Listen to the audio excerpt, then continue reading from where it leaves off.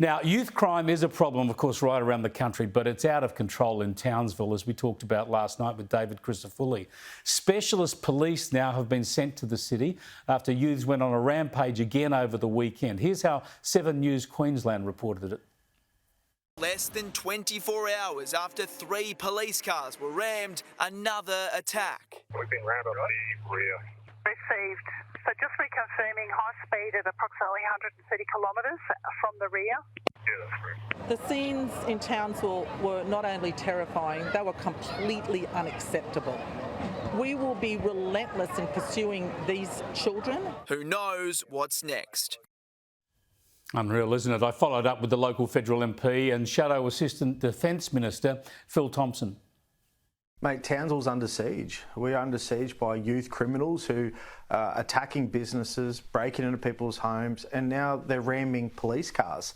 They don't fear law enforcement and they don't fear the punishment that should follow. And people of Townsville have had enough. We've been living with this fear of the youth crime for many, many years. And, you know, we want answers and we're demanding answers. And it's fallen on deaf ears, and now with the changing of Premier, we're hoping that this new Premier has a focus, but being the Deputy, I don't think it will. And, you know, people feel like prisoners in their own home. Every day someone's car's been stolen. Every day there's a youth criminal breaking into someone's place. This isn't good enough, and we don't want to be living like this. And to be frank, mate, we want our city back. Yeah, the extraordinary thing, Phil, is, as you mentioned, you've been putting up with this for years, and we've been talking to you and others about it for well over a year on this program. It's a problem that's so obvious, and governments, police, local government, people are saying they're paying attention to it, trying to fix it, but they've made no progress. I mean, what needs to happen? Well, I think that the police do a fantastic job. Their hands are tied with weak legislation and laws passed by weak politicians.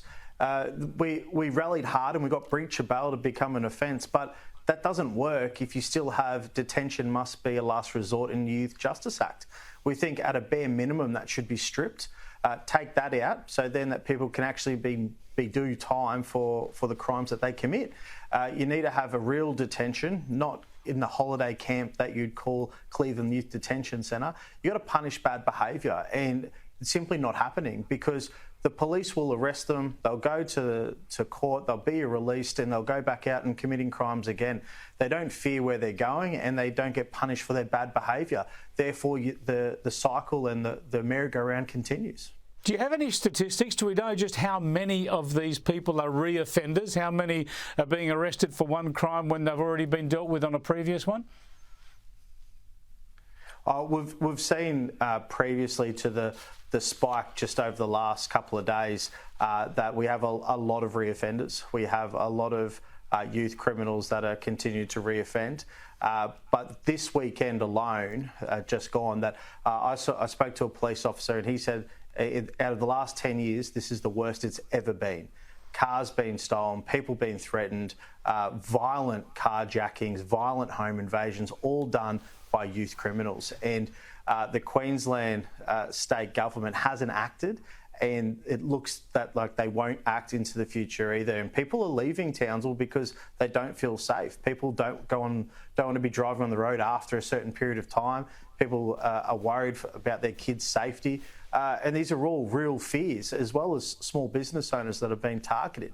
We need action. We don't want to hear any more roundtables. We don't want to see any more talk fests. We need a state government that's actually going to listen to the community that they're supposed to serve.